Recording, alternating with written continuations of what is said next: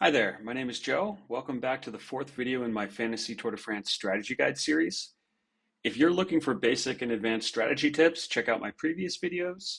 If you're looking for rider evaluation information and other advice for the 2024 Tour de France, stay tuned for some upcoming videos I'll be posting tomorrow and Friday ahead of the Grand Depart on Saturday.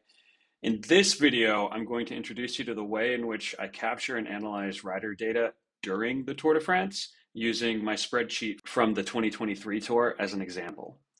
If you'd like access to this spreadsheet yourself, as well as the one I'll be maintaining during this year's tour, you can find that and more over on my Discord server. Check out the link in the description. With that, let me run you through what we're looking at here. So this spreadsheet simply tabulates the data that is made available each day on the official fantasy website. I've simply ported it into a numbers spreadsheet. You can see I have a couple columns that I've used for my own purposes to identify whether I had the rider on my team and whether I had selected them as my stage winner bonus. But this is pretty much exactly what you'll find on the website, just viewable all at once. All that information is tabulated on this main totals tab. And I've added a filter at the top here that'll allow you to choose which stages you want to view. So if I only want to see the data from stage 1, I'll simply select from 1 to 1. And now we're looking at just the data on stage 1. If I want to look at just the first, say, week, I can select the first 9 stages.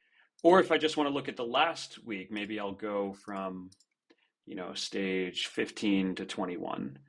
So let's go back to the full data set.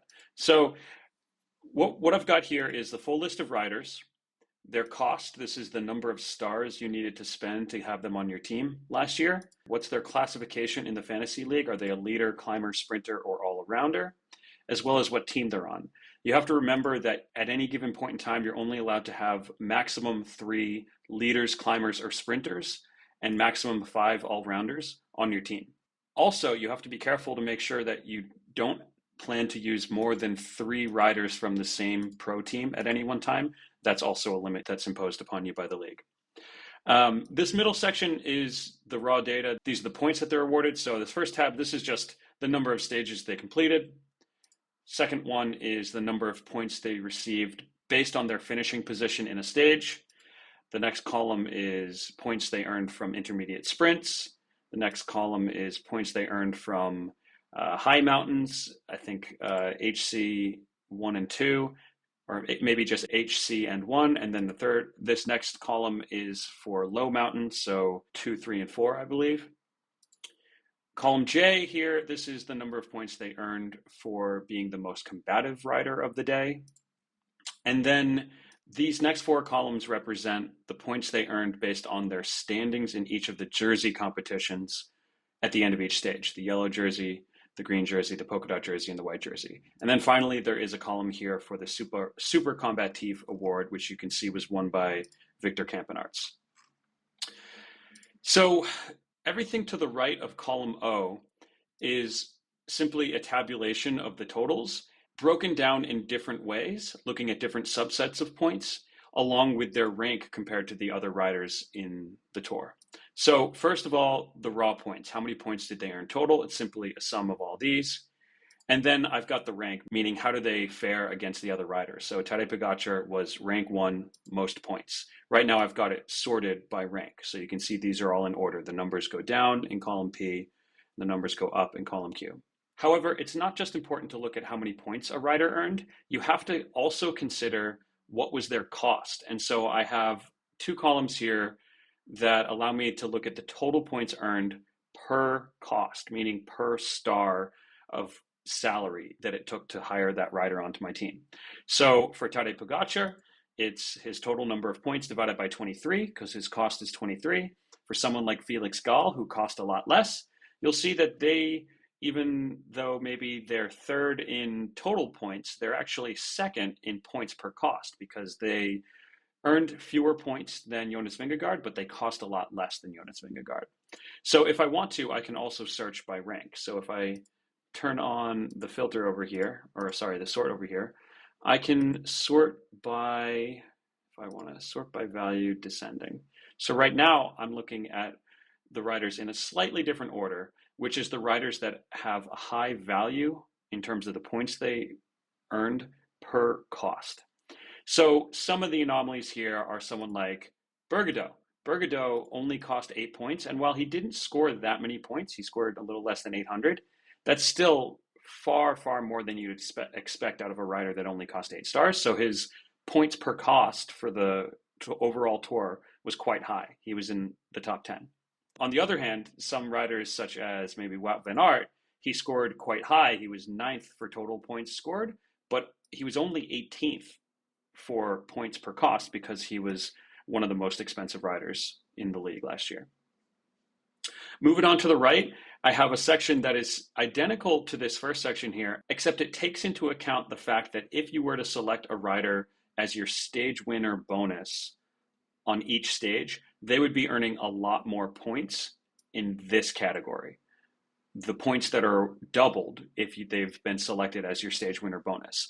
And this is especially important when looking at sprinters. So let me just sort by that. If we go here and we look at the riders based on their points with stage win bonus, you can see a couple things. The first is just that Jasper Philipsen moves up a slot or two.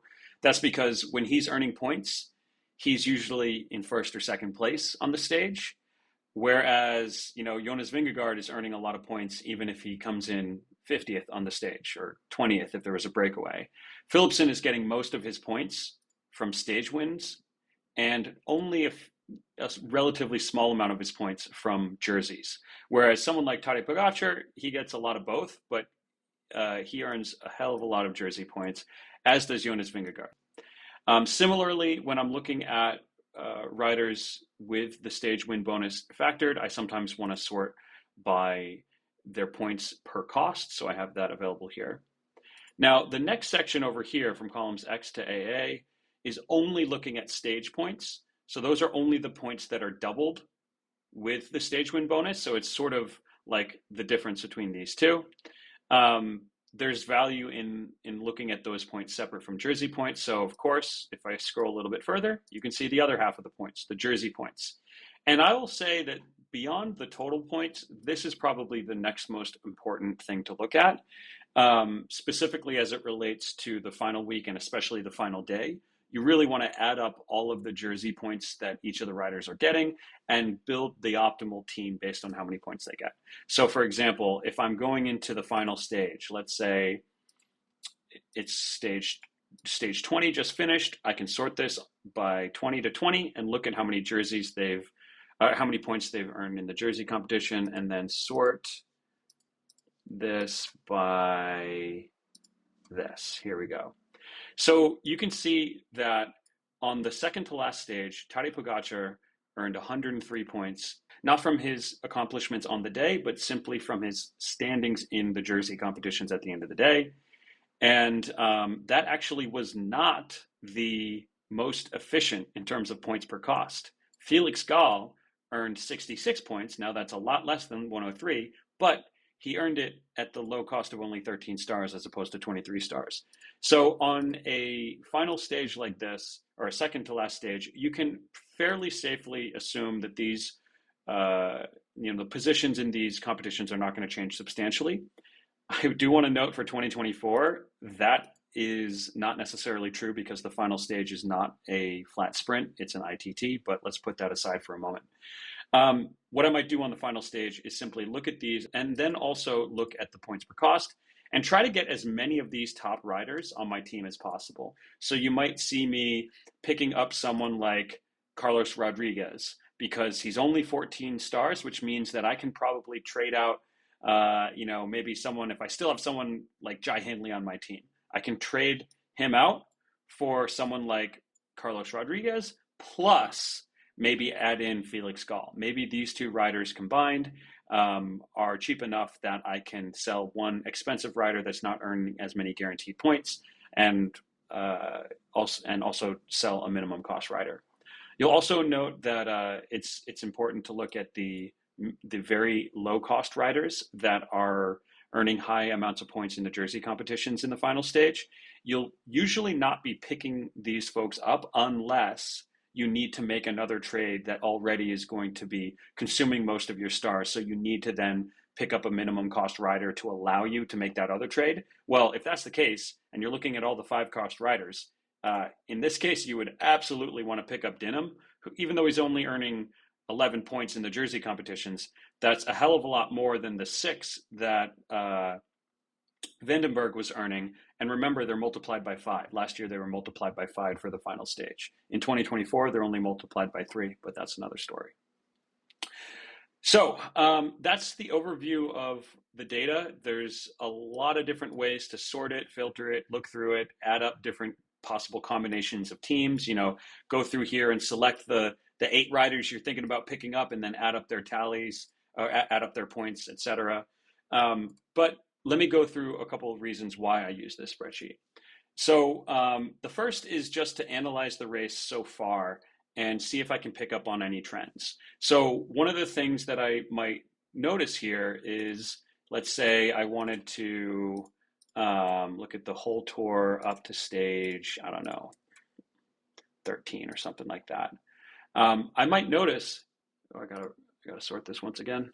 I might notice that there's a really, really large gap between the top 2 sprinters. This is very noteworthy because they're both pulling their points from the same pool of available points, and it means that Jasper Philipsen is gobbling up the majority of them. Because there's such a large gap here, you can see at this stage in the tour, Pedersen only earned 764, whereas Philipsen earned almost double that. That means that I'm going to be much more eager to drop my sprinters for the remainder of the tour and instead pick up some of the riders that I see in the, in this leaderboard list. If I had Pedersen, I should be looking at some of these riders like Yates or maybe Hindley at this point in the stage to pick up instead. Now, of course, you got to consider other things like what's the parkour coming up in the tour, all that. But it allows you to see general trends like that.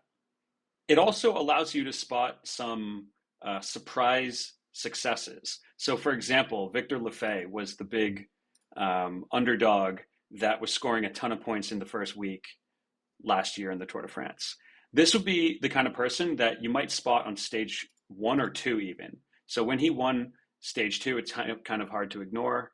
But when he won this, it all of a sudden threw him way up in not just the points the competition for overall fantasy points, but it put him high up in the yellow and green jersey competitions as well. So he would be a really good rider that would pop up to the top of the list for the total points per cost and put him on my radar for potentially picking him up on my team. I'll be looking at this every day, seeing who's jumping around, seeing who's jumping up, seeing what my potential trades are going to be in the next couple stages. That's easier to see when you're looking at the data and you can manipulate it this way. Similarly, finding some low-cost gems, like I mentioned Matthew Bergadeau already, like Corbin Strong last year. Also, I already mentioned I'll use this every day to look at the jersey points for the next day. So let's say it's stage 16. I'll want to look at the data from just that day, go down here,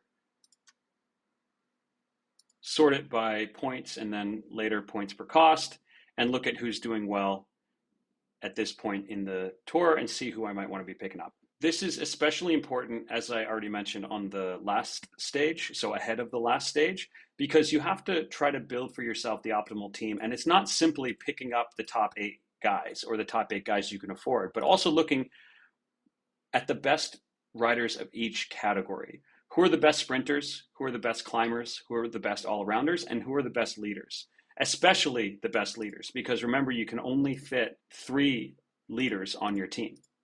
So on the second to last stage last year, I would have been looking at this. Here we go. So this is sorted by the points per cost in the jersey competition only. And I'd be looking at Pogacar, Vingegaard, and Yates. Rodriguez is on the cusp there, and then I would have to just consider, is this difference here of 59 to 48, is it worth me making a trade on my team such that I can use those 3 other points in a better way? So for example, let's say perhaps I had Johannesson on my team and I had Yates. would it have been better for me to trade both of those guys for instead Rodriguez and the other Yates? So we can literally just do that math right here. So Simon Yates plus Johannesson, that gives me 59 plus 33, that's 92 points. If I take the other Yates plus Rodriguez, that's 89 points. So I wouldn't want to make that trade. This is the sort of basic math that you'll be doing on the second to last stage, keeping in mind that some of these positions in the jersey competitions will be changing a little bit on the final stage, especially in 2024. Also, this is where I start looking at that Supercombatif award, because all of these points that I'm looking at over here, you can just simply add 150 points to the one rider in the list who you know is going to win that award. So if I actually look at the overall tour last year, let's just look at where Victor Campenaerts lands if we do or do not consider this Supercombatif. So if we go, let's just go 20th stage versus 21st. So I'll sort by the total points, see where Campenaerts is. He is here we go, 342. He's 56th and 54th per points. But if I include the last stage where he got all those bonus points,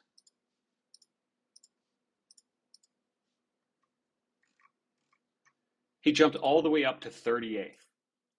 With those extra 150 points, that represents a sizable portion of the points that he earned in the entire Tour de France. That's half of what he earned in all of the 20 previous stages he got just from this one bonus. So that's something to consider.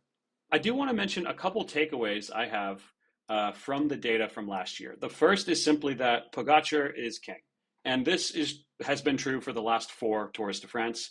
He is far and away the most valuable rider in any fantasy team from day 1 all the way to day 21, even if he's costed very expensively and even if he doesn't win the Tour de France. You can see Jonas Vingegaard won the Tour de France last year, but he still earned nearly 1,000 points less. That's the difference between winning the Global League and coming in 1,000th in the Global League, or more than that, 10,000th. This is a huge point differential. And it's true that some portion of that difference, about half of it, was due to his leadership in the white jersey competition throughout all 21 stages last year. However, even if we take away all of these 500 points he earned in that jersey competition, he still earned almost 500 points more than Vingegaard, despite losing to him. And this is because he tends to score a little bit higher on every stage. He tends to be doing well in the points competition because of all the stages he wins. And he tends to be still picking up the same GC and polka dot points that Vingegaard is picking up. So all in all, Pogacar is king. Everyone should have him. Note that this year he's not going to be eligible for the white jersey competition, so keep that in mind. Another thing to keep in mind here is that Wout van Aert is a points machine, even when he's having a, quote, bad Tour de France. Last year was a, quote, bad Tour de France for Van Aert. He left early, that not for bad reasons. He left because of the birth of his second child, I think. But there was some discontent within the team and between him and some other riders or leadership about what his role was. He didn't win a stage, which is a little bit rare for him. He didn't have the success on paper that we're used to seeing from Van Aert. However, he still was a fantastic pick. And we got to keep in mind here, Van Aert withdrew after stage 17. So if I only look at the points up until when he withdrew, and then I sort by value, Van Aert was the third highest point scorer through those first 17 stages that he participated in, even though it wasn't a great tour for him. This is the kind of trend that I've seen for years, and of course he's even more valuable in the years he does well and wins 3 stages. And it's the reason why I'm probably going to have him on my team this year, even though he's coming back from injury, even though his role on the team's uncertain. He just always finds a way to earn points. He's picking up points in every category. Most combative rider, mountains, intermediate sprints, green jersey, polka dot jersey, yellow jersey, every category that he's eligible for, he's picking up points. Another thing to point out here is that the first stage or two can have a really outsized impact on the overall value. So if we look at, Adam Yates. Adam Yates, of course, did end up doing well for the remainder of the tour. He finished in third, but he picked up a lot of points simply by taking the initial yellow jersey and starting with a lead. He was playing from ahead and was able to ride that for a while. Similarly, Victor Lefay. Victor Lefay picked up a ton of points in the yellow jersey, but also the green jersey competition early in the Tour de France. His stage 2, I think it was, win helped that quite a bit. And it meant that even when we got to the end of the tour, if I look all the way to 21, and then I sort by points per cost, Victor Lefay is still in the top 20. He's, the 16th most valuable rider, despite the majority of his points being awarded in the first week. And so guess what? The really smart and also lucky riders that had him early in the tour, they sold him when he stopped performing and were able to capitalize on that period of time when he was earning a lot of points for only 9 stars, and then sold him off and were able to spend those points elsewhere.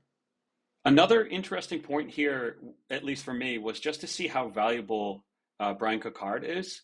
He's a sprinter who's always there or thereabouts. He's never winning. He's not usually on the podium, but he's somewhere in the finish, and he's going to be so consistent that, at least last year, he was high up in the points competition. He was third in the points competition by the end of the tour, and he was in the breakaway still earning some points, intermediate sprints towards the end of the tour in week 3.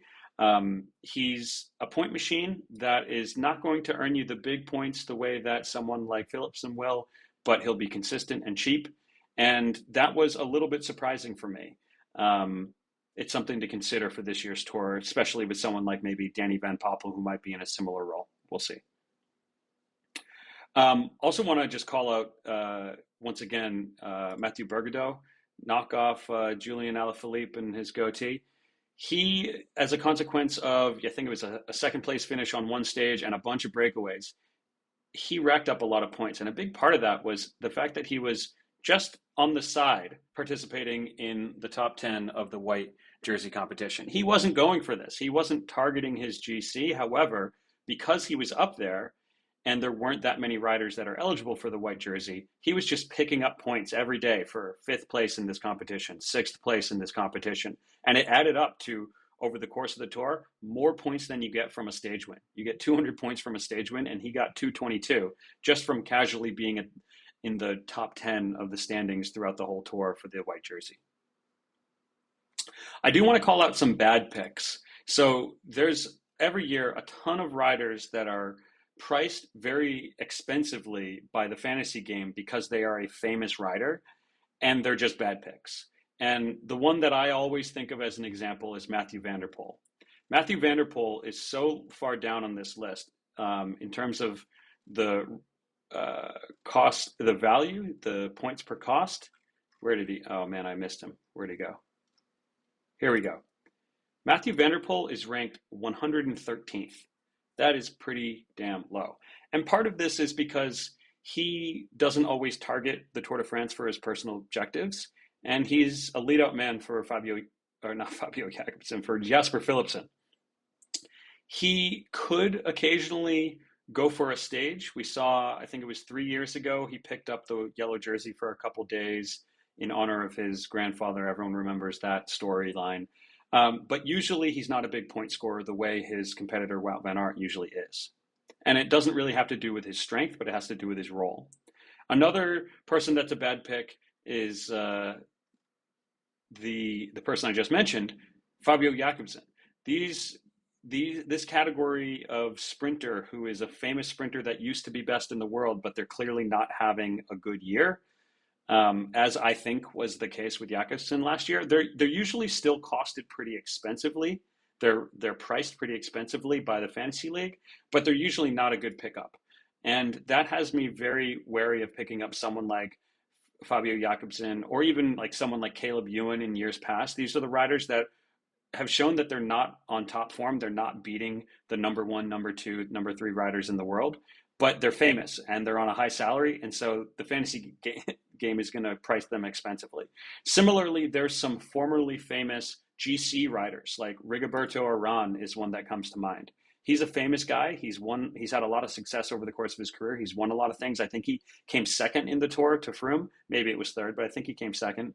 But he is well past his prime, and he's really not expected to be up there. But still, he was priced at 15 stars. Avoid the emotional picks of the old guys that are no longer doing well that you wish you could be rooting for by having them on your team. You can still root for them. Don't put them on your team. There's lots of other interesting tidbits that you'll find, but if you spend some time going through the spreadsheet, but I think I'll leave that to you to do on your own. And then I'll start getting ready with my spreadsheet for the Tour de France this year, which I'll have up sometime this weekend after stage one, maybe after stage two. If you've got any questions about this, or if you have any feedback you'd like to pass on to me, feel free to leave a comment here or join the discussion over on my Discord channel where we're going to be talking about the Fantasy League and talking about the Tour de France all through July. With that, have a good day. Thank you.